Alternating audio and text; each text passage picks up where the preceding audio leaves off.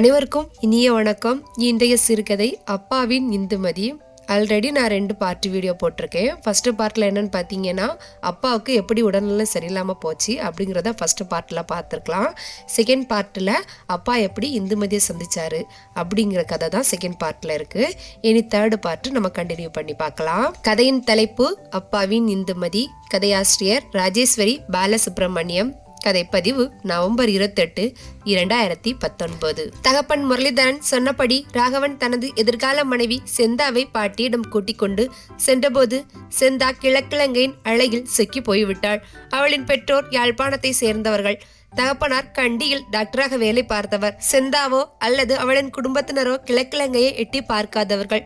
கொழும்பிலிருந்து கிழக்கிழங்கை செல்லும் மலையக பகுதியில் அந்த இடத்தில் கடும் உழைப்புடன் வாழும் தேயிலை தோட்ட தொழிலாளர்களை பார்த்தபோது அவள் மிகவும் வருந்தினாள். பல கேள்விகள் கேட்டாள். அவள் இலங்கையில் இருந்ததால் தேயிலை தோட்ட தொழிலாளர்களுக்கான மனித உரிமை போராளியாவாள் என்பது அவளின் குமரிலிருந்து ராகவனுக்கு புரிந்தது. மீன்பாடும் தேனாட்டாம் மட்டக்களப்பை நெருங்கிய போது அந்த இயற்கை அழகு அவளை திக்குமுக்காட பண்ணி இருக்க வேண்டும். அவனை கட்டிக்கொண்டு இந்த அழகிய பூமியில் பிறக்க என்னதான் செய்ய வேண்டும் என்று முணுமுணுக்க தொடங்கிவிட்டாள். I love you so much darling என்று புலம்ப தொடங்கிவிட்டாள். எனது யாழ்ப்பாண தாத்தா எனது மட்டக்களப்பு பாட்டியை இவ்விடத்தில் காதல் கொண்ட போது உன்னை போல் ஆங்கிலத்தில் உளறி கொண்டிருப்பார் என்று நான் நினைக்கவில்லை என்று செந்தாவுக்கு கிண்டலாக சொல்லி சீண்டினான் ராகவன். அவர்களின் கார் பாட்டியின் வீட்டையடைந்த போது செந்தாவின் பார்வை ஆச்சரியத்தில் பரபரத்தது. ராகவனின் தந்தை முரளிதரன் பிறந்த வீடு, பாட்டியின் பாரம்பரிய வீடு.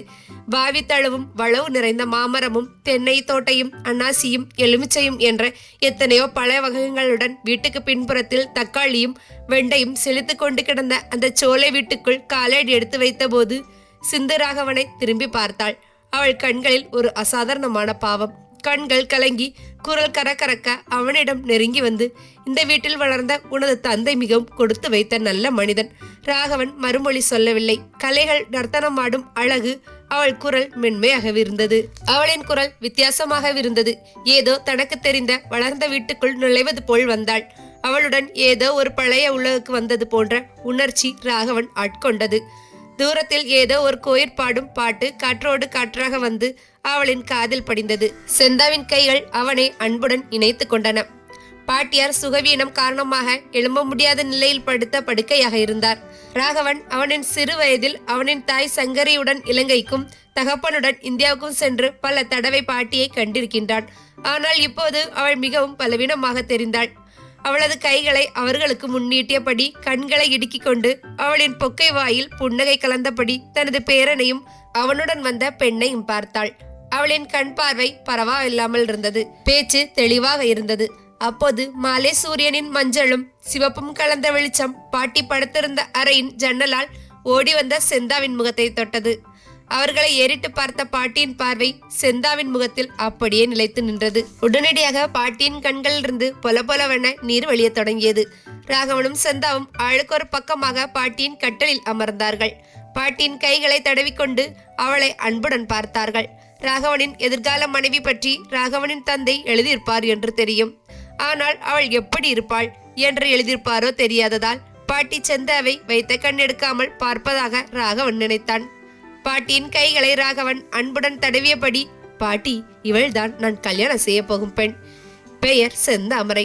நாங்கள் செந்தா என்று கூப்பிடுவோம் என்று சொன்னான். பாட்டி செந்தாவை ஆழமாக பார்த்தாள். என்ன வருடம் பிறந்தாய் செல்லம்? பாட்டியின் குரல் மிகவும் பலவீனமாக இருந்தது. பாட்டி செந்தாவை அவளின் பெயர் சொல்லி அழைக்காமல் செல்லம் என்று அன்புடன் அழைத்தது ராகவனை நெகிழ பண்ணியது. அவள் பிறந்த வருடத்தை சொன்னாள். வந்ததும் வராதுமாக பாட்டியார செந்தா பிறந்த வருடத்தை கேட்டது டாக்டரான ராகவனுக்கு சற்று ஆச்சரியத்தை தந்தாலும் அவளின் வயது வருத்தம் காரணமாக அவன் பாட்டியின் பாசத்தில் தோய்ந்தெழும் வார்த்தைகளை பெரிதாக எடுக்கவில்லை. பாட்டி செந்தாவை இழுத்து பிடித்து செந்தாவின் கன்னத்தில் மாறி மாறி முத்தம் கொடுத்தாள். என்ன அழகிய செல்லமே என்று பாட்டி முணுமுணுத்தாள். பாட்டி எழுந்திருக்க மிக மிக சிரமப்பட்டாள். முடியுமானவரை செந்தாவை தடவியபடியே இருந்தாள். ராகவனின் தந்தையான தனது மகன் முரளியை பற்றி பாட்டி கேட்டாள். அவர் உத்தியோக விடயமாக அமெரிக்கா போயிருப்பதாக ராகவன் தனது பாட்டிக்கு சொன்னான். மருமகள் சங்கரியை பற்றி கேட்டாள். அதைத் தொடர்ந்து பல கேள்விகள் குடும்பத்தை சுற்றி வந்தன. ராகவனின் தமக்கை செல்வின் விவகாரத்து விடயத்தை அப்பா இதுவரைக்கும் பாட்டிக்கு சொல்லவில்லை என்பது பாட்டி பேசும்போது தெரிய வந்தது. ஏன் அப்பா அது பற்றி பாட்டிக்கு சொல்லவில்லை? பாட்டியால் அந்த அதிர்ச்சியை தாங்க முடியாது என்று நினைப்பாம். பாட்டிக்கு சுகமில்லை என்று அப்பாவுக்கு தெரியும். ஆனால் அவள் மிகவும் பலவீனமாக இருக்கிறாள் என்ற உண்மை நிலைத்திருந்தால் அப்பா உடனடியாக அவரின் தாயை பார்க்க வருவாரா? ராகவன் தனக்குள் கேள்விகளை கேட்டுக்கொண்டான். இலங்கையில் தமிழருக்கு நடந்த கலவரம் காரணமாக தனது ஊரை விட்டு லண்டன் சென்ற தகப்பனார் அதன்பின் இதுவரைக்கும் அவரின் அழகிய ஊரை எட்டி பார்க்கவில்லை. இலங்கையில் தொடர்ந்த போரால் அவரை இலங்கைக்கு வர வேண்டாம் என்று பாட்டி சொன்னதாக ராகவனுக்கு அவனது தாய் சொல்லியிருக்கின்றாள். லண்டனில் அப்பாவின் படிப்பு முடிந்த அதே வருடம் 1983 இலங்கையில் தமிழர்களை அழித்தொழிக்கும் நோக்கத்துடன் சிங்கள இனவாதம் தனது பயங்கரவாதத்தை கட்டவிழ்த்துவிட்டது. அதைத் தொடர்ந்து தமிழர்கள் எண்ணிக்கையற்ற விதத்தில் அரச கொடுமையால் இறந்தொழிந்தார்கள். பல்லாயிரக்கணக்கான இலங்கை தமிழர் நாட்டை விட்டு ஓடிக்கொண்டிருந்தார்கள். ஓட முடியாத ஏழை தமிழ் இளைஞர்களும் கன்னிப்பெண்களும் எதிரியின் கைகளில் அகப்பட்டு அழுவதை விட தங்கள் இனத்திற்காக போராடி உயிரை தியாகம் செய்ய பல விடுதலை போராட்ட குழுக்களில் சேர தொடங்கினார்கள்.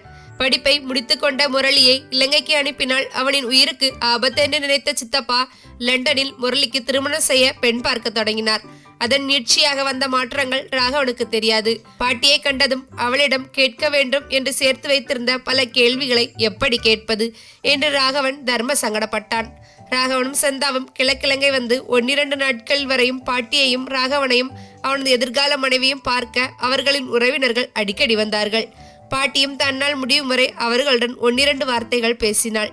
3ஆம் நாள் பாட்டியின் சொந்தக்கார பெண்ணொருத்தி செந்தாவை கடைத்தெருவுக்கு கூட்டிக் கொண்டு போன பின் ராகவன் பாட்டியின் வேண்டுகோளின்படி அவளது தள்ளு வண்டியை வைத்துக்கொண்டு வாவி கரைக்கு சென்றான். பாட்டி நீண்ட நேரம் மெல்ல அலையில் தவழும் வாவியை வெறித்து பார்த்து கொண்டிருந்தாள். சூரியன் தனது மாயாஜால வர்ணங்களை பூமியில் தடவி கொண்டு வானத்தில் நோக்கி நகர்ந்து கொண்டிருந்தான். ராகவனின் கைகளை தடவி விட்டபடி அவனை நிமிர்ந்து பார்த்தாள். முதிர்ச்சியால் தளர்ந்த அவளது முகத்தசைகளின் சுருக்கம் மாலை சூரியனின் மங்கிய ஒளியில் பிரகாசித்தது. நீ உனது அப்பாவை உரிச்சு வச்சபடி பிறந்திருக்கிறாய் தெரியுமா? விம்மலுடன் சொன்னாள். அவன் மௌனமாக தலையாட்டினான். செந்தா நல்ல பெண். பாட்டியின் குரல் தளர்ந்து கரகரத்து விம்மியது. முதுமையின் அழுகை அவனையும் நெகிழ பண்ணியது. அவள் ஒரு சொற்ப நேரம் அவளது பார்வை தூரத்தில் பதித்துவிட்டு செந்தாவை கண்டது. உனது அப்பா என்ன சொன்னார் என்று கேட்டாள். பாட்டியின் கேள்வி ராகவனை எங்கேயோ இழுத்து சென்றது. தனது மருமகளாக வரப்போகும் பெண்ணை பற்றி உனது தாய் என்ன சொன்னாள் என்று பாட்டி ஏன் கேட்கவில்லை என்று அவனுக்குள் வந்த கேள்வியை பாட்டியிடம் கேட்காமல் அவள் கேட்ட கேள்விக்கு மறுமொழி சொல்வதை பற்றி சிந்தித்தான். அவள் அவனிடம் இந்த கேள்விகளை கேட்க காத்திருந்தது அவளின் குரலில் அப்பட்டமாக தெரிந்தது. செந்தாவை முதற் தரம் கண்டதும் அப்பாவின் முகம் திடுக்கிட்ட மாதிரி இருந்தது என்பதை பாட்டிக்கு சொல்லலாமா? ராகவன் தர்ம சங்கடப்பட்டான். பாட்டியின் பார்வை பின்னரே வெளியிலில் தங்க நிற ஒளியை தழுவி நெளியும் வாவியின் அலையில் படிந்திருந்தது. இந்த இடத்தில்தான் உனது அப்பா அவளின் செல்லக்குட்டியான இந்துவுடன் விளையாடி கொண்டிருந்தான், வளர்ந்தான். அவளுக்கு ஆங்கிலம் சொல்லிக் கொடுத்தான். அவளின் கைகளை பிடித்துக்கொண்டு வாவியின் கரைகளில் ஓடி விளையாடினான். பின்னேரம் சூரியன் மறையும் வரை, சந்திரன் முதிக்கும் வரை அவனுடைய இந்து செல்லத்துடன் இணை பிரியாது இந்த இடத்தில்தான் உனது தகப்பன் வளர்ந்தான். பாட்டியின் குரல் தடுமாறியது. பாட்டி ஏன் அவனுக்கு இதுவரை தெரியாத ஒரு பெயரான இந்துவை பற்றி அவனிடம் சொல்லி அழுகிறாள்? அவனின் தர்ம சங்கடத்துடன் தவித்தான். யார் இந்த இந்து என்று ராகவன் பாட்டியிடம் கேட்க வேண்டும் என்று எதிர்பார்க்கிறாளா? அப்பாவுக்கும் இந்துவுக்கும் என்ன தொடர்பு? அதை பாட்டியிடம் எப்படி கேட்பது? ராகவன் பாசத்துடன் அவளின் கண்ணீரை துடைத்து விட்டான். அவள் ராகவன் கைகளை அன்புடன் இறுக்கி பிடித்தாள். நீ உனது தோற்றத்தில் மட்டுமல்ல, மற்றவர்களுக்கு அன்பாக பழகுவதிலும் உன்னுடைய தகப்பன் முரளி மாதிரியே இருக்கிறாய். அவளின் சுருக்கம் விழுந்த கன்னங்களில் கண்ணீர் துளிகள் உருண்டு வழிந்து கொண்டிருந்தன. தகப்பன் மாதிரி தான குழந்தைகளும் இருப்பார்கள் என்று சொல்ல நினைத்தவன் அதை சொல்லவில்லை. இந்துவுடன் அப்பா பாசமாக பழகியதை பாட்டி நினைவுபடுத்தி கொண்டிருக்கிறாளாம்.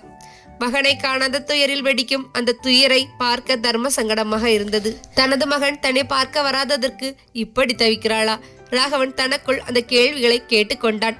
அப்பா முரளிதரன் எத்தனையோ தடவை இந்தியாவுக்கு பாட்டியை வரவழைத்து சந்திருக்கின்றார். இப்போது இலங்கையில் போர் முடிந்து எத்தனையோ வருடங்களாகிவிட்டன. ஆனாலும் அவர் இலங்கைக்கு வந்து பாட்டியை பார்க்கவில்லை. அதற்கு காரணம் தொடர்ந்து நடந்த போர் மட்டுமல்லாது இப்போது இந்து என்று சொல்லி பாட்டி எழும் பெண்ணும் காரணமா? அவனுக்கு ஏதோ புரிய தொடங்கியது. அதை எப்படி பாட்டியிடம் கேட்பது? அப்பா வராததற்கு நான் மன்னிப்பு கேட்கிறேன் பாட்டி. அவன் அவளின் கைகளை வருடியபடி சொன்னான். ஏனப்பா நீ அப்பாவுக்காக துன்பப்படுகிறாய்? உனது தகப்பா மாதிரி ஒருத்தனை இந்த உலகத்துக்கு கொடுத்ததற்கு நான் பெருமைப்படுகிறேன். அவள் பெருமூச்சு விட்டாள். சில நிமிடங்களுக்கு பின் அவள் தொடர்ந்தாள். நான் தான் தனது மகனை இந்த மண்ணில் காலடி எடுத்து வைக்க வேண்டாம் என்று சத்தியம் பண்ண சொல்லி கேட்டேன். பாட்டி மெல்லமாக சொன்னாள். அவள் விம்மல் தொடர்ந்து கொண்டிருந்தது. எனது மரணத்திற்கும் அவன் வரக்கூடாது என்று சொல்லி இருக்கின்றேன். பாட்டி அப்படி சொல்லும் போது கதறி விட்டாள். ராகவன் திடுக்கிட்டு விட்டான்.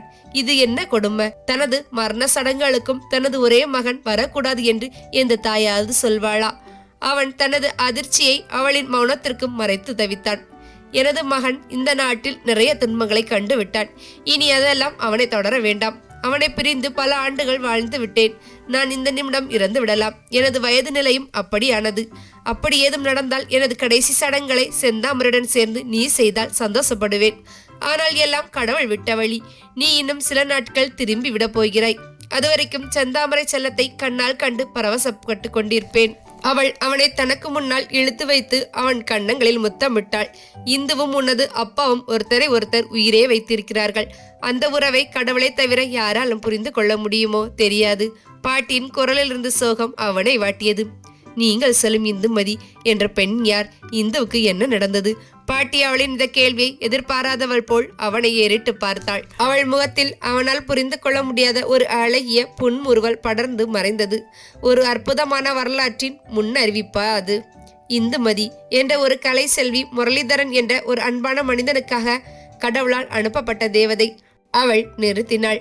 நேரம் அழகிய பின்னேற செஞ்சூரியனின் தகதகப்பில் அவர்கள் இருந்த வாவியை தங்கத் தொட்டிலால் தாளாட்டி கொண்டிருந்தது. அவளது அறையில் உள்ள அலமாரியில் உள்ள ஆல்பத்தில் 1977 ஆண்டு என்று எழுதப்பட்ட ஆல்பத்தை எடுத்து வர சொன்னாள். அந்த ஆண்டுதான் இலங்கையில் தமிழருக்கு எதிரான நடந்த கலவரத்தால் அவனது தகப்பன் லண்டன் சென்றார் என்று அவனுக்கு தெரியும். பாட்டியை நோக்கி நடந்து கொண்டு ஆல்பத்தை திறந்தபோது அவளின் ஒரே ஒரு மகனான ராகவனின் அப்பா முரளிதரின் வாழ்க்கை சரித்திரத்தை புகைப்படங்களாக தொகுத்திருந்தாள் என்று புரிய தொடங்கியது. பாட்டியின் தாய் தகப்பனாரிடமிருந்த படத்தில் அவளுடைய தகப்பனாரின் மடியில் பாட்டி செல்வமலர் சிறு குழந்தையாயிருப்பதும் முதற் படமாக அந்த ஆல்பத்தில் ஆரம்பித்தது. ஒவ்வொரு படத்திற்கு கீழும் அந்த படத்தில் இருப்பவர்கள் யார் என்ற விவரம் படம் எடுத்த ஆண்டும் குறிப்பிடப்பட்டிருந்தது. அந்த ஆல்பம் பாட்டி செல்வமலரின் பரம்பரை சரித்திரத்தின் ஒரு பகுதியே என்றாலும் அவளின் சந்ததியினர் அறிந்து கொள்ள வேண்டும் என்ற உணர்வுடன் தொகுக்கப்பட்டிருந்தது என்பது அவனுக்கு புரிந்தது. பாட்டியை நெருங்கும் போது அவள் ராகவனின் வருகையை மிக ஆவலுடன் காத்திருப்பது அப்பட்டமாக தெரிந்தது. மாலை வெளிச்சத்தில் அவள் மிகவும் அழகாக தெரிந்தாள். வயது போன மூதாட்டியாவில்லாமல் ஒரு குழந்தைத்தனமான பாவம் அவள் முகத்தில் பரவி இருந்தது. அந்த ஆல்பத்தில் அவளின் வாழ்க்கையின் சில பதிவுகள் இருக்கின்றன. அதை அவளின் பேரன் ஆர்வத்துடன் கவனிக்கப் போகிறான் என்று ஒரு விதமான பெருமை அவள் முகத்தில் தெரிந்தது. பாட்டியின் இரு பெண்களும் மிகவும் இளம் வயதில் திருமணமாகி வெளிநாடு சென்று விட்டார்கள். இலங்கையில் தொடர்ந்த போரின் காரணமாக அவர்கள் இலங்கைக்கு வந்தது மிக குறைவு. அத்துடன் அவர்களின் கணவர்கள் பொருளாதார ரீதியாக பாட்டியை பார்த்து கொண்ட அளவுக்கு அன்பு சார்ந்த தொடர்ந்த உறவுகளை பாட்டியின் மகளுடனும் தொடர்ந்து உந்துதல் கொடுக்காமல் இருந்திருக்கலாம். ஆனால் அவளின் மகன் முரளி மட்டும் அடிக்கடி இந்தியாவுக்கு அவளை அழைத்து பார்த்து சென்றனர். அவளின் மகன் முரளியுடனும் பாட்டியிருந்த நெருக்கம் அவள் குரலிலும் செயல்களிலும் பிரதிபலித்தது. ராகவன் எதையெல்லாமோ யோசித்துக் கொண்டு பாட்டியை நெருங்கிய போது ராகவனின் சிந்தனை படம் பிடித்தவள் மாதிரி, எனது 3 குழந்தைகளுக்கும் ஒவ்வொரு ஆல்பம் வைத்திருக்கின்றேன் என்றாள். ஆனால் இப்போது உன் தகப்பனை பற்றி தான் உன்னுடன் பேசப் போகிறேன் என்று பாட்டி மறைமுகமா சொல்கிறாளா? பாட்டி ஆல்பத்தை ராகவனுடன் வாங்கி மிகவும் கவனமாக ஒவ்வொரு பக்கத்தையும் புரட்ட தொடங்கினாள். இதுவரைக்கும் அவள் தனது மகன் முரளிதரனை பற்றி மனம் திறந்து சொல்ல வேண்டிய பல அவளின் கண்ணீருடன் கலந்த சொற்களால் காற்றில் கலந்து கொண்டிருந்தது. தந்தையின் அன்பு வழி நடத்துதலும் ஒரு எதிர்காலத்தை இழந்த 5 வயது மகனை தன்னால் முடிந்தது மட்டும் ஒரு நல்ல மனிதனாக வளர்க்க பாடுபட்டதை அவள் சொல்லும் போதே அவளின் வாழ்க்கை போராட்டம் எத்தனை கொடியதாக இருந்திருக்க வேண்டும் என்று ராகவன் கற்பனை பண்ண முடியவில்லை. ஆனால் எனது மகனை துன்ப குழியிலிருந்து மீட்டவள் எங்கள் செல்லம் இந்துமதி என்று சொல்லத் தொடங்கிய பாட்டியிடமிருந்து முரளி, இந்துமதி என்ற 2 குழந்தைகள், 2 வாலிப வயது இளம் மனிதர்கள், காலத்தின் கோலத்தால் இலங்கையில் நடந்த கொடுமையான இனவெறி போரால் பிரிக்கப்பட்டு துயரப்பட்டு 2 மனிதர்களின் கதை ராகவனுக்கு சொல்லப்பட்டது. நீ லண்டனுக்கு போனதும் முதல் வேளையாக உனது தகப்பனிடம் நான் சொல்வதை ஒரு வார்த்தை பிசகாமல் சொல்ல வேண்டும் என்று நான் கேட்பதை செய்வாயா? பாட்டியிடமிருந்து ராகவன் இந்த வேண்டுகோளை எதிர்பார்க்கவில்லை. அவன் தர்ம சங்கடத்துடன் பாட்டியை பார்த்தான். மாலை நேர பூஜைக்கு எங்கோவே இருந்து மணி ஓசை கேட்டது. பாட்டி ராகவனின் கைகளை ஒரு கையால் வருடியபடி ஆல்பத்தை காட்டி பழைய உலகத்தை விபரித்து கொண்டிருந்தாள். அவள் குரல் ஒரு இனிமையான தோணியை தொட்டது. பழைய இனிய நினைவுகள் வரும்போது பலரின் உணர்வுகள் கடந்த காலத்தை தழுவது அவள் குரலில் பிரதிபலித்தது. ஆல்பத்தில் இருந்த கண்டியை சார்ந்த ஒரு பிரதேசத்தில் எடுத்த ஒரு படத்தை காட்டி, இதுதான் உனது தகப்பனும் இந்துவும் முதலாவதும் கடைசியாகவும் ஒன்றாக எடுத்த படம் என்றாள். அந்த புகைப்படம் கொழும்புக்கு வந்த விமானம் ஏறி அப்பா லண்டனுக்கு வர முதல் எடுத்த கடைசி படம் என்றாள். தேவராஜா மாமா குடும்பத்தாருடன் கொழும்பு வரும்போது எடுத்த படம். முரளி என்ற கம்பீரமான வாலிபனுக்கு பக்கத்தில் இந்துமதி என்ற அழகிய தேவதை ஒன்றாக இணைந்து நின்று எடுத்த கடைசி படம். இந்துமதியின் புகைப்படத்தை கண்டதும் ராகவன் திடுக்கிட்டான். இந்து என்ற அந்த பெண் அவனின் எதிர்கால மனைவி செந்தாமரையின் தோற்றத்தில் புகைப்படத்தில் இருப்பது போன்றிருந்தது. அவன் தனது அதிர்ச்சியை மறைத்து கொண்டான். செந்தாமரை முதற்கரம் கண்டதும் அவனது தந்தை அவனது பாட்டியார் ஏன் திடுக்கிட்டார்கள் என்று அவனுக்கு புரிந்தது. என்ன விந்தை இது! இறந்துவிட்ட இந்துமதியின் அச்சாக இருக்கிறாளே செந்தாமரை. அவனின் அதிர்ச்சியை கவனிக்காத பாட்டி தனது பேச்சை தொடர்ந்து கொண்டிருந்தாள். அந்த ஆல்பத்தை பார்க்கும்போது அவனுக்கு அதிர்ச்சி வரும் என்று அவள் எதிர்பார்த்தாளோ என்னவோ, அவன் முகத்தை அவள் பார்க்கவில்லை. அதன் பின் எங்கள் வாழ்க்கை தலைகீழாகிவிட்டது. இலங்கை தமிழருக்கு எதிரான சிங்கள அரசின் இன ஒழிப்பு நடவடிக்கைகளும் அதை எதிர்த்து போராட்ட தமிழ் இளைஞர்கள் ஆயுதம் போராட்டத்தை ஆதரித்ததும் சாதாரண வாழ்க்கையை அசாதாரணமாக்கியது. தமிழ் மக்கள் எப்படியும் எங்காவது தப்பித்து போக தொடங்கினார்கள். இளம் வயது தமிழ் ஆண்கள் பெண்களை இனவெறி பிடித்த சிங்கள அரசாங்கம் வேட்டையாடத் தொடங்கியிருந்தது. 1983ஆம் ஆண்டு உனது தகப்பனின் படிப்பு முடிந்த இலங்கை வருவதற்கு ஆயத்தம் செய்து கொண்டிருந்த போது அவன் வந்ததும் அவனுக்கும் இந்துவுக்கும் திருமணத்தை முடித்து உடனடியாக லண்டனுக்கு அவர்களை அனுப்ப தேவையான ஆயத்தங்களை செய்து கொண்டிருந்தோம். பாட்டியின் குரல் கரகரத்து தொடர்ந்தாள். கதையை சொல்லும் போது கதறினாள். அவனுக்கு பல விடயங்களை புரிய தொடங்கின. அவை அந்த மூதாட்டியால் தாங்கிக் கொள்ள முடியாத பழைய நினைவுகளை கிண்டலாம். அவளை மேலே பேச விடாமல் கெஞ்சினான் ராகவன். நான் கட்டாயம் உனக்கு இவற்றை சொல்ல வேண்டும். செந்தாமரை செல்லம் கடையிலிருந்து திரும்பி வரும் முன் நான் சொல்ல வேண்டும். பாட்டி பிடிவாதம் பிடித்தாள். தொடர்ந்தாள். துயரத்தில் தோய்ந்த பழைய சரித்திரத்தை தொடர்ந்தாள். முரளி லண்டனுக்கு போக முதல் கேதியான படிப்பை முடித்துவிட்டு வாங்கோ என்று இந்துமதி சொன்னதை முரளி அவனுக்கும் அவளுக்கும் திருமண நிச்சயதார்த்தம் தாய் சொன்னதாக சொன்னான். அவன் குரலில் ஏகப்பட்ட சந்தோஷம். முரளி லண்டனுக்கு மாஸ்டர் டிகிரி செய்ய வந்ததன் அவனின் கெட்டித்தனத்தால் கலாநிதி பட்டத்தை தொடர சந்தர்ப்பம் கிடைத்தது. இந்துவை பார்க்காமல் லண்டனில் இன்னும் சில வருடங்களா? அவன் பற்களை இறுக்கி பிடித்துக் கொண்டு படிப்பை முடித்தான். அவனின் திறமைக்கு லண்டனின் வேலை தேடி வந்தது. இலங்கைக்கு ஓடிப்போய் அவனின் இந்துவை அழைத்து வர வேண்டும். அவனின் படிப்பு முடியும் வரை அவளுடன் எந்தவிதமான எழுத்தும் தொடர்பும் இல்லை. அது அவர்கள் இருவருக்கும் இடையே வாய்விட்டு சொல்லப்படாத வீட்டு விடயங்கள். உறவினர்கள் சுகதுக்கங்களை மகனுக்கு எழுதும் போது தன்னை பற்றியும் அவனுக்கு அம்மா எழுதுவாள் என்று இந்துவுக்கு தெரியும். அவனை பற்றி, அவனின் படிப்பு பற்றி, திறமை பற்றி எல்லாம் முரளியின் தாய் செல்வமலர் இடைவிடாமல் இந்துக்கு சொல்லி கொண்டிருந்தாள். இந்துமதியும் ஆசிரியை பயிற்சி பெற்று கிழக்கிழங்கை பாடசாலை ஒன்றில் ஆசிரியராக கொஞ்ச காலம் கடமையாற்றி கொண்டிருந்தாள். அவளின் பண்பும் அன்பும் பல இள மாணவிகளை அவளுடன் இணைத்தது. அதில் ஒருத்தி சங்கரி என்ற இளம்பெண். இந்துமதியின் தூரத்து சொந்தக்கார பெண். சாதாரண குடும்பத்து பெண். இனக்கலவரத்தில் அவளின் குடும்பத்தில் பலரை இழந்தவள். அசாதாரணமான அன்பை மற்றவர்களிடம் சொரிந்து கொட்டுபவள். இந்து மாதிரியே வாழ வேண்டும் என்று வாய்விட்டு சொல்பவள். இந்துவின் உயிருடன் இணைந்த முரளியின் படிப்பு லண்டனில் முடிந்து விட்டது. வேலையிலும் சேர்ந்து விட்டான். இந்துவுடன் இணைய வேண்டும் என்ற மகனின் ஆசை அபிலாசைகளை அறியாதவளா தாய்? ஊருக்கு வந்து இந்துவை கைப்பிடித்து கல்யாணம் செய்து அவளை லண்டனுக்கு அழைத்து செல் என்று தன் மகன் முரளிக்கு அம்மா நேரடியாகவே சொல்லிவிட்டாள். முரளியின் கனவு நனவாக போகிறது. அவனின் கடிதம் வந்தது. 1983 ஜூலை மாத கடைசியில் 3 மாத விடுதியில் இலங்கைக்கு வருவதாக எழுதியிருந்தான். தனது ஒரே ஒரு மகனின் திருமணத்தை ஆடம்பரமாக செய்ய தாய் மனம் ஆசைப்பட்டது. உற்றார் உறவினர்களுக்கு விடயம் அறிவிக்கப்பட்டது. செல்வமலரின் குடும்பத்தின் பாரம்பரிய நகைகளை தனது 2 மகள்மாருக்கு கொடுத்து விட்டாள். தனது ஆசை மகனின் மனைவிக்கு புதிதாக அழகான நகைகள் செய்தாள். அம்மா இந்துவை அழைத்துக் கொண்டு இந்தியாவுக்கு போய் கல்யாணத்திற்கான பட்டு சேலைகள் தொடக்கம் மகனுக்காக பட்டு வேட்டி என்றெல்லாம் ஆசையாக வாங்கி வந்தாள். வீடு அழகாக திருத்தப்பட்டு அலங்கரிக்கப்பட்டது. வீட்டு வேலையை முடித்துவிட்டு அலைபாயும் வாவி தண்ணில் கால் பதித்து விளையாடிய முரளியின் வருகைக்காக வேலியை தடவி பார்த்து நகர்ந்து கொண்டிருந்தது. இந்துமதி தன் காதலனை கைப்பிடிக்கும் கனவில் மிதந்து கொண்டிருந்தாள். வீடு புதுக்கோலம் கண்டது. உற்றார் உறவினர் வருகை திருவிழா காலம் போலிருந்தது. முரளிதரன் லண்டனிலிருந்து வருவதற்கு இன்னும் சில நாட்களே இருக்கின்றன. 23/7/1983 யாழ்ப்பாணத்தில் விடுதலை புலிகள் 11 இலங்கை இராணுவ வீரர்களை கொன்றதால் அதன் எதிரொலியாக தமிழருக்கு எதிரான இலங்கையில் நடந்த கொடுமையை கண்டு உலகமே அதிர்ச்சி அடைந்தது. இலங்கையின் தலைநகர் கொழும்பில் நடந்த பல நூற்றுக்கணக்காக அங்கு பிறந்து வாழ்ந்து கொண்டிருப்பவர்கள், வேலைக்காகவும் படிப்பிற்காகவும் வந்தவர்கள் என்று பல்லாயிரக்கணக்கில் வாழ்ந்த தமிழர்கள் ஒரு சில நாட்களில் அகதிகளாக்கப்பட்டார்கள். தங்களை பாதுகாக்க வேண்டிய மாதிரிகளை தமிழர்களின் பெயர் விலாசம் கொண்ட அட்டைகளுடன் வீடு வீடாக சென்று தமிழர்களை சிங்கள இனவாத காடையர்களுக்கு கொலை செய்ய சொல்லி காட்டி கொடுத்தார்கள். தமிழர்கள் நடுத்தருவில் உயிருடன் கொளுத்தப்பட்டார்கள். அவர்களின் வீடுகள் கொள்ளையடிக்கப்பட்டு எரிக்கப்பட்டன. அவர்கள் அணிந்திருந்த ஆடையுடன் மட்டும் உயிருக்கு தப்ப ஓடிய தமிழர்கள் பட்ட துயரம் எழுத்தில் வடிக்க முடியாதவை.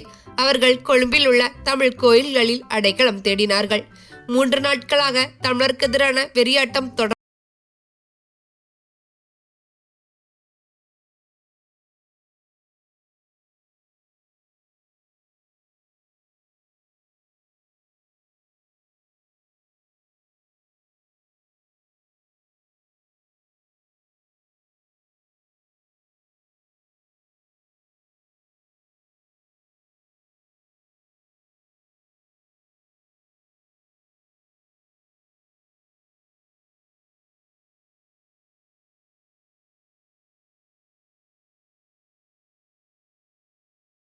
சித்திரவதைக்குள்ளாகி கொலை செய்யப்பட்டார்கள்.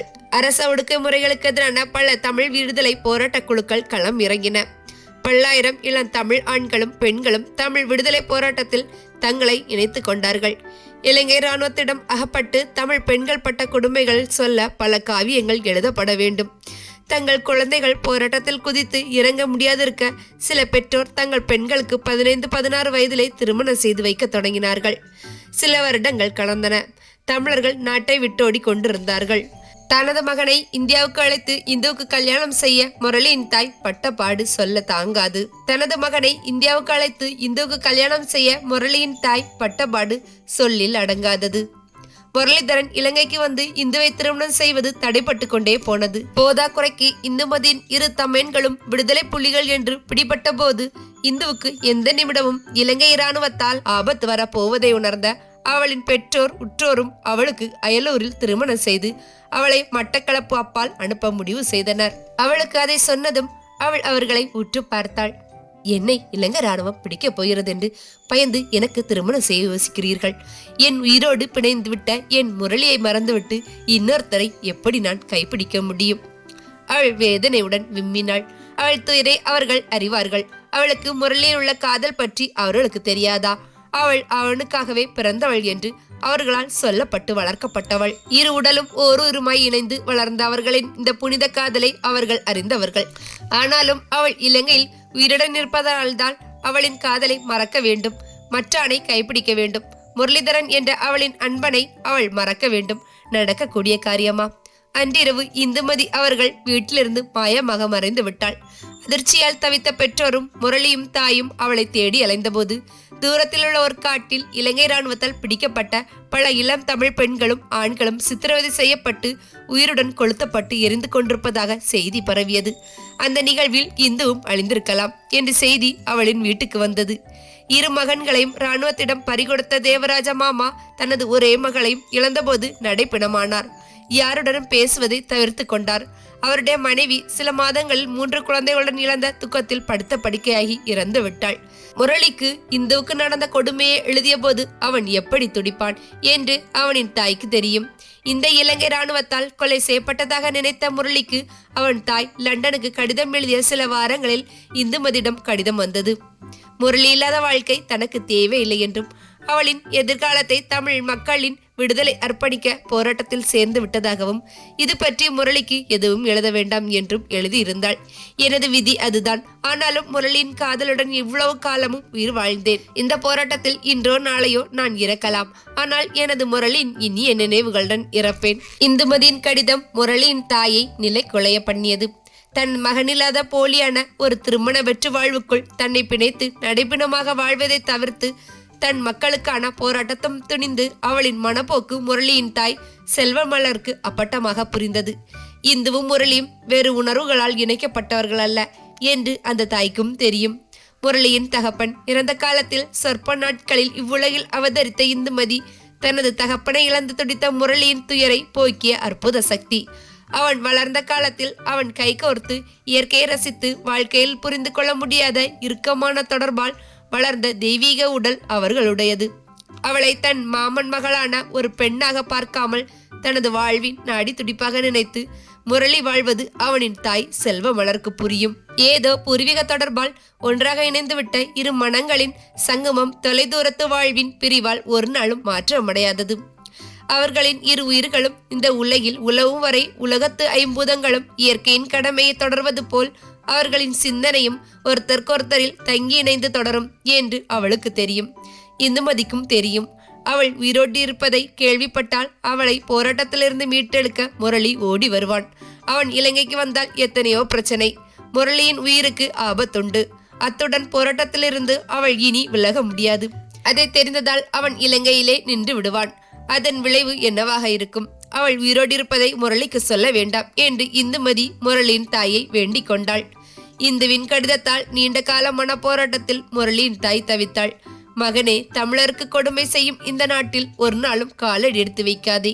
தாய் உருக்கத்துடன் மகனை மன்றாடினான். எனது இந்துவை பள்ளி எடுத்த அந்த நாட்டுக்கு நான் வரமாட்டேன். இந்து போராளியாக போனதை அறியாத வேதனையுடன் விம்மினான் முரளி. அவளின் நினைவில் தன் மகனின் எதிர்காலம் சிதைந்து போவதை எந்த தாய் விரும்புவாள்? இந்த கதையின் தொடர்ச்சியை நாம் கடைசி பார்ட்டில் மீண்டும் கேட்கலாம்.